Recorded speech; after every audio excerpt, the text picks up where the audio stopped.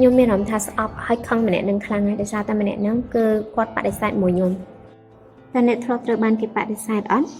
ត្រូវគេមិនទទួលយកឬត្រូវគេនិយាយថាអ្នកមិនសមមនុស្សភាគច្រើនគិតថាការបដិសេធគឺជារឿងអាក្រក់ប៉ុន្តែការពិតវាអាចជាអំណោយដ៏មានតម្លៃបំផុតសម្រាប់ជីវិតរបស់អ្នកផងក៏ថាបាន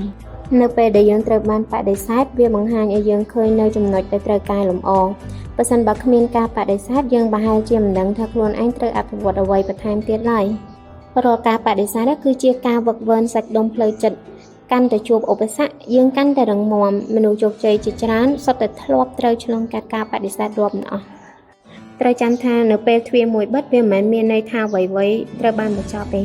ជាច្រើនដងការបដិសេធកំពុងនាំយើងទៅរកឱកាសដែលប្រសើរជាងមុន